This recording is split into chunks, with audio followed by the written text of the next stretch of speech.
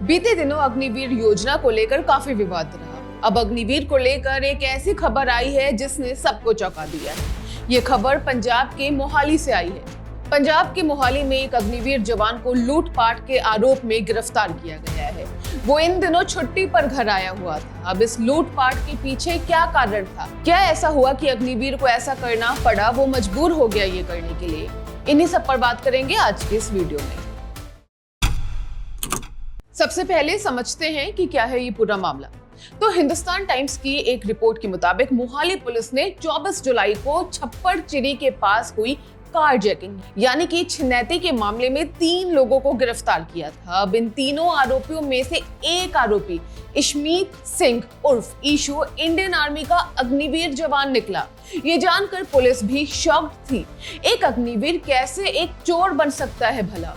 अग्निवीर इशमीत सिंह 2 महीने पहले बंगाल में अपनी तैनाती से पंजाब में लोकेटेड अपने घर लौटा था। नवंबर 2022 में भारतीय सेना में अग्निवीर के रूप में इशमीत की भर्ती हुई थी। वो 2 महीने पहले छुट्टी पर अपने घर आने के बाद ड्यूटी पर कभी वापस गया ही नहीं।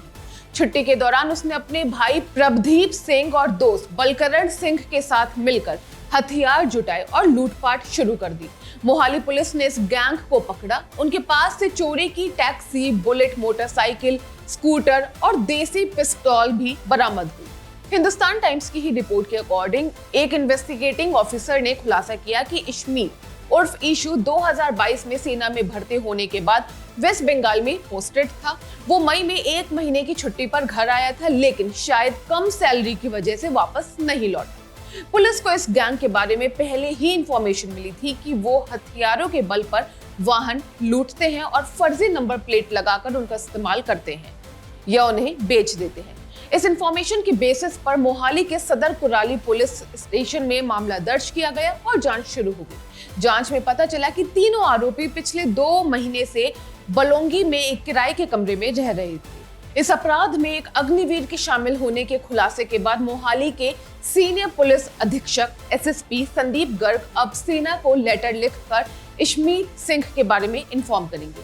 तीनों आरोपियों के खिलाफ भारतीय न्याय संहिता की धारा 307 यानी कि मौत या चोट पहुंचाने के बाद चोरी, 308, 125, 61(2) और आर्म्स एक्ट के तहत थाने में केस दर्ज किया गया है। आपको बता दें कि अग्निवीर योजना को लेकर काफी बवाल रहा है। अग्निवीर की नौकरी सिर्फ 4 साल की ही होती है। ऐसे में जब ये योजना आई थी तब लोगों ने इस पर सवाल उठाए थे कि 4 साल बाद अग्निवीर क्या करेंगे? 4 साल में तो उन्हें सिर्फ बंदूक चलाने की ही ट्रेनिंग दी जाएगी।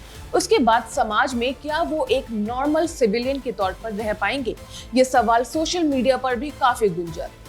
आपको बता दें कि केंद्र सरकार 2022 में राजनाथ सिंह के ही कार्यकाल में अग्निवीर योजना लेकर आई थी। इसके विरोध में कई स्टेट्स में जबरदस्त विरोध प्रदर्शन हुआ था।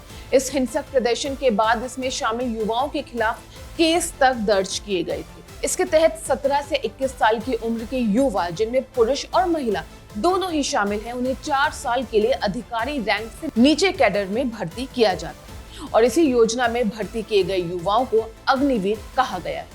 इस खबर के बारे में आपकी क्या राय है और अग्निवीर योजना के बारे में आप क्या सोचते हैं? जरूर बताइएगा कमेंट बॉक्स में। मैं हूं गरिमा, आप देख रहे हैं स्विच।